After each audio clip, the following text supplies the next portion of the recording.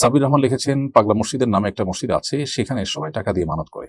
এই মসজিদে দান করার মানত করা জায়েজ হবে কিনা? মসজিদে দান করা তো মৌলিকভাবে ভালো কাজ, এবং অন্য 10টা মসজিদে যেমন দান করা যায়, পাগলা মসজিদেও দান করতে পারেন। কিন্তু কোন মসজিদে মানত করাটা বিশুদ্ধ মানতের অন্তর্ভুক্ত নয়। অতএব কেউ যদি পাগলা মসজিদে মানত করেন যে সেখানে আমি এত টাকা দেবো বা টাকা দেবো, তাহলে এই মানত পুরা করা তার জন্য আবশ্যক নয়। যে মানতটা বিশুদ্ধ হয় না, সে মানত পুরা করাও আবশ্যক হয় না। বিধায় আপনি পাগলা মসজিদ বা এরকম কোনো মসজিদে কিংবা কোনো মাজারে দান করার জন্য যদি আপনি মানত করেন, সেই মানতটা বিশুদ্ধ মানত হবে না। মানতের বিশুদ্ধতার জন্য, মানত আবশ্যক হওয়ার জন্য, মানত পুরা করা আবশ্যক হওয়ার জন্য যে শর্ত রয়েছে সেটার মধ্যে এটা সেটার আওতায় এটা পড়ে না। যার কারণে আপনি কোনো গরিবকে দান করার জন্য মানত করলেন, সেটা ঠিক আছে। রোজার মানত করলেন, সেটা ঠিক আছে। কিন্তু মসজিদে দান করার মানত করলে সেটা সঠিক নয়। আর আরেকটা বিষয় হলো যে, দান সেখানে করা উচিত যেখানে আসলে দান দরকার।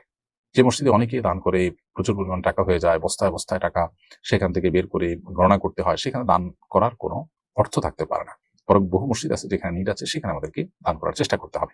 পাগলা মসজিদে দান করলে আমাদের উদ্দেশ্য পূরণ হবে, আমাদের উদ্দেশ্য হাসিল হবে, বিপদ আপদ দূর হবে, বা সওয়াবটা বেশি হবে, মনের আশা পূরণ হবে, এরকম আশা যদি কেউ করেন বা এরকম উদ্দেশ্যে যদি কেউ পাগলা মসজিদে দান করে থাকেন, তাহলে সেটা হবে আরেকটা ভুল, এবং সেটা সমীচীন হবে না। কারণ এটা ইসলামী আকীদা এবং বিশ্বাসের সাথে সংগতিপূর্ণ নয়। এখানে দান করলে যে আলাদা সওয়াব হবে, সে কথা কোরআন হাদিসে কোথাও নেই। অতএব এটি বিদআত হবে যদি আপনি সেটা মনে করেন।